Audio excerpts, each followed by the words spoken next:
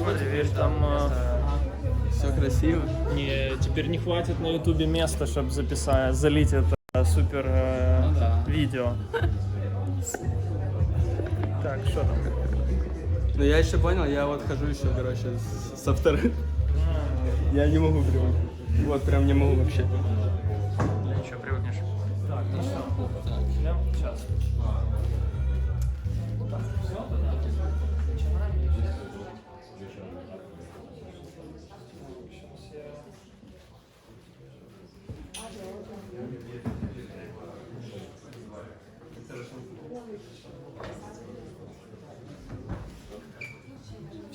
Все есть, да? Окей, все, привет, ребята. Тут сейчас еще подтянется, мы будем начинать. Сразу хочу сказать компании «Все» спасибо за то, что нас хостит и летит. Тут печенек нет в этот раз, потому что я не написал. Я думал, они smart enough и сами дадут печенье. Но next time. Вот, я хочу спасибо сказать всем инвесторам в эти оборудования. Вот этот вот, как он называется, Валера? Штатив и в микрофон. Все, спасибо, теперь у меня есть микрофон. Шутка, но спасибо, что вы закинули. Теперь Валерия не надо тягать с собой чьи-то там чужие штативы.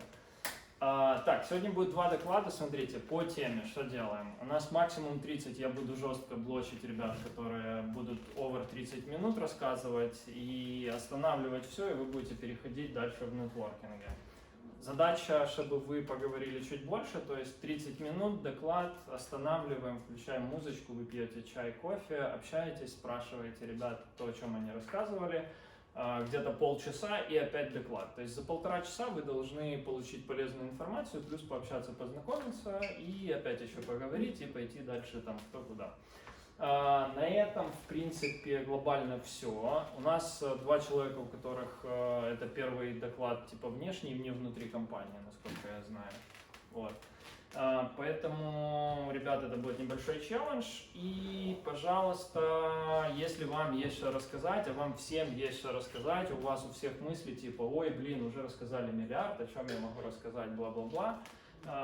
Нифига, все равно берите, собирайте себя в кучу, как говорит одна моя знакомая, собирайте раму и делайте небольшие доклады. Это классный челлендж, вы поймете, насколько вы можете сформулировать то, что вы знаете, это ваши знания как бы устаканит, и публичное выступление вам так или иначе, потому что вы PM, там, BA и так далее, вам по-любому надо. И это для вас очень большой плюс, вы можете бесплатно потрениться вообще в любой момент. Есть тема, говорите, Серега, есть тема, готов рассказать. Серега звонит с серфа, говорит, давай завтра делаем ивент. Все, организовали ивент очень быстро, вы пошли потренились, дали доклад, все классно.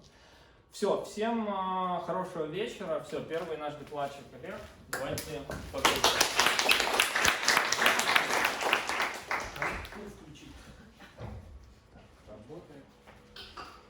Привет всем, меня зовут Олег, Олег. Я работаю в компании S-Pro, руководителем отдела бизнес-аналитиков уже 1,5 года. До этого я работал в нескольких других компаниях, как бизнес-аналитик, консультант по внедрению, координатор по внедрению, то есть по сути как исполнитель. Вот. Я вижу доклад следующим образом. Вначале я бы хотел узнать у кого-то из вас какие-то конкретные вопросы, которые вас интересуют, как бы смачить мои ожидания с вашими. Потом я коротко расскажу содержимое доклада на английском. И потом будем обсуждать, сделаем сессию вопросов-ответов. Вот. Если никто не возражает, то давайте начнем с вопросов. Есть ли у кого-то какие-то конкретные вопросы, которые он хотел бы узнать? Есть. Пожалуйста. Чем отличается управление большой командой бизнес-аналитиков для одного проекта и управление отделом, да, бизнес-аналитиков, которые для разных проектов работают? Окей. Я запишу, к этому вопросу вернемся сразу после доклада. Первый есть. Кто еще?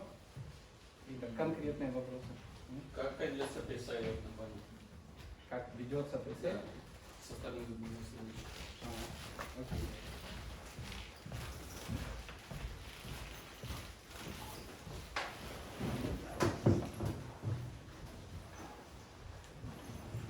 Окей, ну и давайте еще 1-2 вопроса. И пойдем по содержанию. Есть у кого-то еще что-то конкретное, что хотел бы узнать, чтобы я это включил в рассказ? Может, у тебя есть? Нет?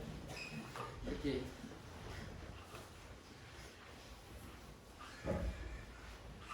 Тогда я включу эти два вопроса либо в доклад, либо просто сразу после доклада озвучу. Ну и поехали. So, the topic is about managing a BA department in a middle-sized software development company. I state this amount of details so that you could understand the context. And we will start with it. So, my goal as a business analyst lead was to efficiently manage the workload of the whole team, up to 10 person. And the three key contexts I had was the company, the BA team itself, and the BA related activities. Starting with the company, what we have. Regarding the products, first of all, it's fixed price projects. Small, not small, but they are fixed price mostly. And there is also out stuff. Internal processes change all the time. I can say that there is a decision today, we change it tomorrow, we change it the day after tomorrow, but I think every week, every 2 weeks, something changes. Some approach to pre-sale, some approach to specification review, or anything else. So it should be taken into account. I have to take into account that there are up to 20 active projects in the company. They have different complexity level and they are on different stages. Some have just launched, some are on support, some have change requests, some are failed anyway, but there is some work to do. And from the sales team, there is a constant stream of leads for estimations. So I would call it pre-sale. Regarding the next context, the BA team itself. So I would say that I'm almost the oldest person in the team. I work in the company a year and a half, and only a few people work as long as I do. And I can state that the team is not mature enough from my perspective. There is up to 10 BAs in the team at average moment of time, so sometimes less, sometimes more in a period of half a year. And the qualification is diverse. We don't have 10 seniors, we don't have 10 juniors. There are 1-2 seniors, most of them of BAs are middles, and several juniors also. And I myself play a BA role in some projects, and I play a supervisor role in some projects. Because of historical decisions, when I came into the company, I started working on a project, or because of some other reasons. Regarding the BA activities, this is the list of activities all BAs, mostly all BAs do. First of all, we have a kind of solution analyst, or I forgot the word. So anyway, we're involved in pre-sale. First of all, we make some research. If the client comes and just says, I don't know how to build it, I have the idea, just tell me what to do. We also formalize the scope. If the customer comes and says, I want to make a digital bank, here's a list of features, blah, blah, blah, let's go on. And also after that, we facilitate and take part in the estimation process. We come to the team, tell them about the features, show them some primary documentation, show them some context, concept, presentation, anything else that can provide them the vision for the product and some details. You can understand how important it is in context of fixed price projects. Also, what do we have? Short-term projects. Mostly BAs are involved in writing a specification. This is the main part of our job here. It can take up to half a month or 2 months, something like that. Average is 1 month, I would say. Also, there are middle-term projects. We are involved into creating the specification, and we also work on change requests and help the team with development if it's needed, if they need a consultation, if the task is not clear, if something has happened, and so on. Also, there is our stuff. Here it's just some long-term project, a few projects with full-time workload. So I didn't have to manage this too much at all.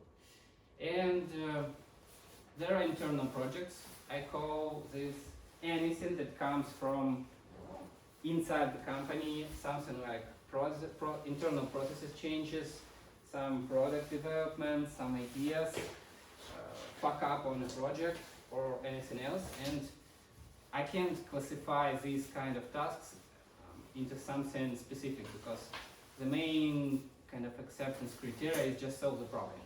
It can take forever, it can take 1 hour, it depends. So, going back to the context. The company changes the internal process which is changed, the middle-sized company and so on. The BA team that is not quite mature but has some experience, and I have a huge workload myself. And the BA activities including pre-sales, projects, out stuff, and some internal problems. So, what I did when I wanted to manage the workload, I built this kind of table. I think that project managers are aware of such thing, and it's kind of basics, I think. So, I placed the people on the top and the projects on the left. When just started matching the hours for the project to a person who manages it or works there. And the whole process of creating such a table took me kind of 4 stages. First of all, I included the actual project. It's where we have to work now. It is actual contract, it's a confirmed scope, we know the amount of hours to be spent and so on. So it's for sure has to be done. Second, the future projects. It is the upcoming projects with some signed contract that we are sure we will have to do this soon or even start now, but we haven't started yet and so on. Of course, there is a chance that it may postpone, something may happen and so on, but 99% it will start in accordance to the date sales team gives me. Then internal projects. I know that there are some problems in some projects where these are involved or not involved yet, and the problem may arise. I understand that project manager or PMO in general can come to me and say, there is a problem, please give us some resources to solve it. We need a BA in some project where BA is not solved, we need some BA for additional time to resolve any problem and so on. And after that, I take into account the potential projects. For example, if I start planning on Monday, I take into account all the estimations we have made during the last week or before, where we know that the customers are kind of interested in our proposal. We have finished the estimation, and we know that potentially this may launch. It is a rare case, but in a way it happens. Sometimes I had the cases when we met with the customer on Monday, provided him the estimation on Tuesday, and signed the contract on Wednesday. Well, that was very exciting, I would say. So, stage 1, about actual projects. I have specified it with different colors to make it more simple, and made a legend here. So, you can see that there are 4 projects with actual states. I also put into actual stage some workload on lead activities and pre-sale, because I know for sure this will take some time. I will explain later how I can define the number of hours. The notes I would like to clarify here that out staff, the 2 people in the middle, colored gray, doesn't influence the workload of the whole team in general. I know they're full-time there.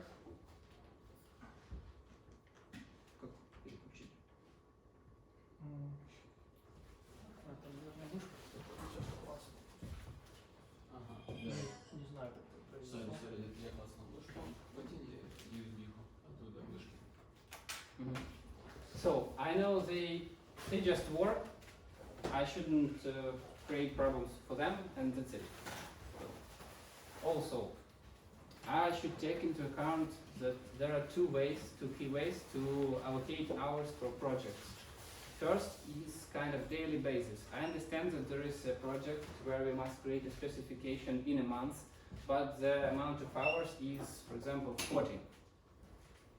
And splitting it into days, I get 2 hours a day. So, for example, Anna, project 6. This is about such an example. I just calculate 21 multiple 2. That's it. And I get 42.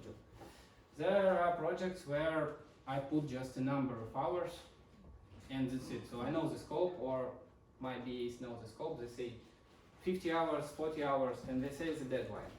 This is important because when we're talking about these two types of managing the workload, when there is just a scope, usually it means that BA goes to some projects full time for 1 week, for example. And if it's a daily basis, I understand that I have this person available 6 hours a day for a month. And I must understand that I can allocate other projects to this person, not to the one who works on a specific scope. So, also, regarding the pre-sale and lead activities, mostly it's about retrospective estimation. I know how much time it took for me to manage one person in lead activities or to participate in some internal meetings within the company. I know how much time I have spent in pre-sales or other BAs have spent in pre-sales. I know the average number of hours per one pre-sale and the average number of pre-sales in a month. So I just calculate the numbers and I get some here. So regarding the project estimation and regarding the hours here, what I also take into account, for example, if I have project 1 and there is 84 hours, I take into account the quality of the estimation. Of course, in the ideal world, the estimation is perfect, fixed price is always in budget and so on, but not as much as I would like. And if I know that the estimation for the project was done not very efficiently, not with a good quality, I take into account that this amount of hours will mostly be not enough. Or I understand that I must participate in this project to manage the risk of the problem with the quality of this estimation. Also, when you create, for example, such table and this figure, the 3 hours in total, if on this stage of planning I had not enough hours here, so I had 0 or minus, it means for me usually that I'm screwed. Because if I don't have enough resources for the actual projects, that's a problem. Because I will also have future projects, internal problems, and so on. And the solution for me usually was just hire now. Right now, go and find someone. The next stage was about the future project. I just add all the projects that will come and allocate them to the people needed. Of course, the complexity of the project, the level of the people should be taken into account, but in general the table looks like this after that. Again, if after this stage you have put all the hours here and the 3 hours KPI is minus or 0 and you are a BA lead, you are screwed. Hire now, right now. And also, if we are talking about this this particular figure, if it's 10% or less of the total hours from your team, and you understand that the workload in general is not going to change in the next months, I should highly recommend to open a vacancy right now. Maybe not just go and hire in panic, but open a vacancy, because in most of the cases, it means that you will open the vacancies, new person will come in 2 weeks at least. You will learn how to communicate and work with this person. You will teach the person the internal processes, blah, blah, blah, blah, blah, blah, blah. And the person starts working efficiently in 1-2 months. And in fact, you will have the working efficient resource in 2 months, something like that. So the next stage is about internal and potential projects. You just communicate with the sales department, communicate with the PMO, and find out what can happen, which project may come, what is the kind of top priority lead, whether you should include it into your schedule or not. Also, I would recommend to calculate the figure for internal projects retrospectively. Usually it took some part of the department resources. It changed from month to month, but the figure is kind of stable and happens all the time. In my case, it happened all the time. So the next step is when you have made this kind of calculation, just go and try to do everything to transfer the project from the future or internal category, potential category, to future or actual one. So, for example, you have a lead with, I don't know, 80 hours, which is potential. Go to the sales team and ask, what should we do to sell this? What is important? When the person will come? How to speed up the contract signing and so on. It will help a lot. Again, regarding the free hours, I would say that if the free hours is less than 10% from the total hours available, the workload is not going to change next month. I would recommend to coordinate with the heads of the departments, the PMO, sales team, and so on, and decide together with them whether you need a new person. Of course, for example, if 1/3 of the workload is potential projects, this is kind of not approved budget anyway. And I wouldn't say that there will be a lot of people who would like to open a vacancy based on just an assumption that you will need a person. But if this is a collective decision, the department leads say, yeah, so I think it will be a good decision just to open a vacancy at this moment.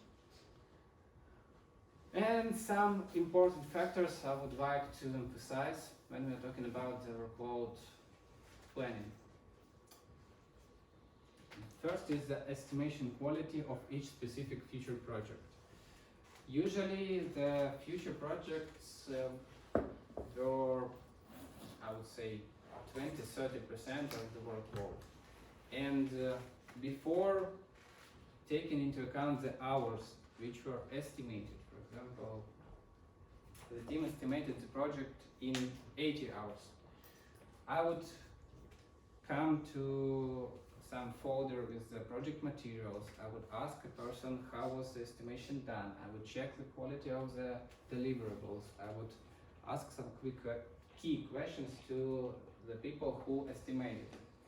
I would take a look at the fact who estimated the project, depending on my experience with different people in the team. And if I understand that this estimation was not done quite correctly, and I think the quality is not good enough, there is a high chance that the budget will not be met. And you should take it into account and include these hours into the planning. So, regarding the calculation of hours for pre-sale activities, it may be a little bit difficult here, but I would say it this way. You take the period of the last 6 months, you take a look at the number of hours spent each month for pre-sale activities from your team, and just make an average per month for this period, and take this figure into account into the next month and the next month. Also, any changes in internal estimation or pre-sale processes should be taken into account. If the company has decided to make PAs obligatory part of the pre-sale process, or vice versa, not obligatory, and so on, you should understand that if something has changed, the workload will change, and the best way is just to clarify what was the part of this particular activity that was changed in this average number. For example, you had 300 hours for pre-sale activities per month in average, and the company decides that PAs are not needed on a first call with the customer. You take a look at the number of calls and you understand that there were 10 calls in the month. It took maybe, I don't know, 4 hours. So you just minus the 40 hours from this figure to make it more precise. Also, take into account any other factors influencing the stream of leads. It may happen like on New Year Eve or in other seasons of the year that the streams of leads become bigger or smaller. For example, in January there are 20 estimations, in February there are 60 estimations. The average is 30.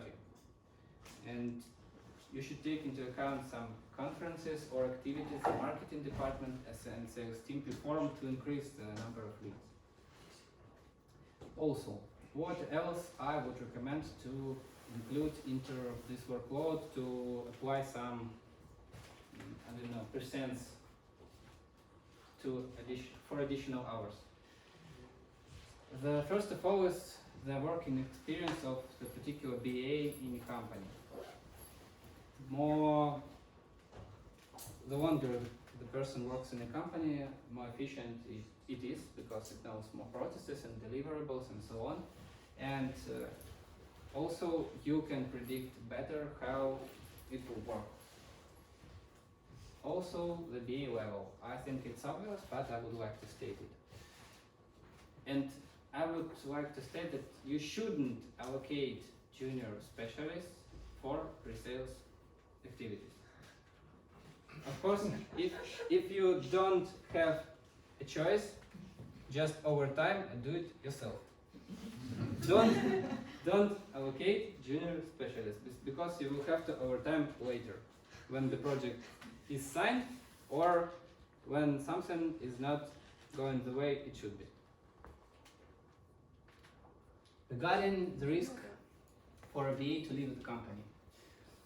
Shit happens, but sometimes you can see the signs. So the person came to the company 2 months ago, you understand that there is a risk that the BA will leave the company because he or she doesn't like the processes, doesn't like the way it works, and so on. Something has changed, I don't know, the mood of the BA has changed.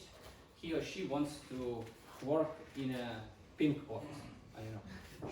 Anyway, so take this into account when you think about opening a vacancy or clarifying whether you need to hire someone now or later.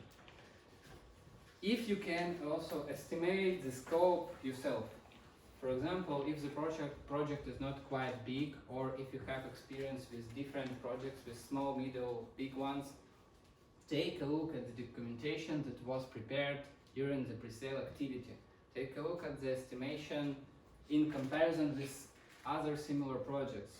And for example, just if you have some kind of estimation sheets where you can see login, forgot password, registration, I don't know, sending a transaction, blah, blah, blah, and you have seen 100 of such sheets previously, just open another project and take a look at similar features. Why login takes 4 hours here and 12 hours here, and so on. Of course, if there is a lack of description what was estimated in the login, it will be difficult, but anyway, it worked from my side. And I would also like to state that there is some dynamics of changes in the company. It includes internal processes, it includes some changes of KPIs, it includes changes in policies and so on. it would be great if you understand the dynamics, the trend, and you discuss it with the company owners or anyone who manages this, and take this into account. I can't remember a particular example. If I have it in my head, I will tell. So, and I think the last but not the least, what I do not recommend. For this particular example, this size of the company, this context I have specified, I do not recommend to plan the workload for more than 2 months. It never worked for me. I tried several times, never worked. Even 1 month can be not quite realistic. 2 weeks was the best one because of the fact that I had those projects who had fixed scope, like 80 hours, not 4 hours, 20 days in a row. And maybe 2 weeks is really the most efficient one. Also, don't expect that unpaid or internal projects can have a higher priority than paid projects. I had such expectation several times because project managers or sales team members came to me and said, we are fucked, blah, blah, blah. But after we consulted with the department heads, they said, no, it's unpaid. If we have bench, we will locate someone, and so on. What I recommend? I have shown the table that plans the workload for a month. I recommend to split it into several weeks, like 2 weeks, 2 weeks, for example. And check whether there is no case when a BA has a workload of 16 hours in a specific day or specific week, because in this case that I have specified, it can happen sometimes. And in particular, pay attention to the workload based on the scope, like 40 hours, 60 hours, 50 hours, and small deadline. Regarding the project hours, just confirm the hours with the heads of the interested departments. If it's potential, confirm with head of sales. If it's future, also head of sales or PMO, anything else. Have a daily sync up to track the key changes. So what we had is just daily call, 15 minutes, maybe like at 10 hours in the morning and so on. I just asked what's the status of some key activities on the project. For example, if I knew that the project will go on 2 months ahead and it is only on time and material basis, I just asked whether nothing changed. Maybe the customer decided to stop the project, or whether there are some blockers for the work and so on. And also I reminded about some key milestones like review of specification, review of some specific block of features, design review, demo, blah blah blah. Also, something that has helped me is a specification checklist and a review process. By this I mean that I had a Google form with a strict structure of different sections where I have checked specific qualities of deliverables. In fact, the specification and some project status for a BA. For example, when the project started, we have filled a form that had the amount of hours, the daily workload, the deadlines, the milestones, and so on. On these milestones, we planned the events in a calendar together. When I just launched the review, we had a call and I looked through the specification in accordance to the checklist and asked this, that, if something wasn't clear for me. And this helped me a lot because Google Forms has automatic spreadsheet and automatic kind of graphs. And I could take a look how often I made a specification review, what was the progress, like 50%, 60%, 70%, were my commands implemented or not, why, and were the problems fixed. For example, on milestone 1, I said the specification cannot be uploaded from Confluence as a PDF. Please change the format. On milestone 2, I checked this. If it didn't work, I asked why, and so on. Regarding the changes of pre-sale leads team, so it is directly related to the average number of hours for 1 month to include into this table. I just checked the number of leads who came, the quantity of the work they created, the quality of the information provided from sales department, and so on. Sometimes it could be very easy. I just open a folder and see there is nothing. So just very good quality. Sometimes it was a little difficult with site specifications with 100 pages. And if you think that there is a problem with the workload, someone may leave the company, you have any other problems you should take into account, hire a person into the team 3 months beforehand.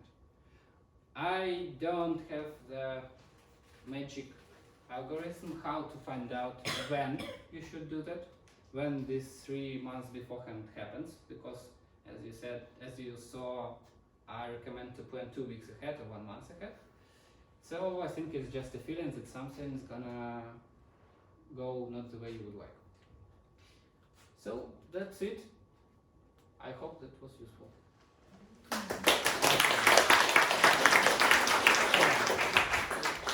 Так, ребят, смотрите. Официальный участник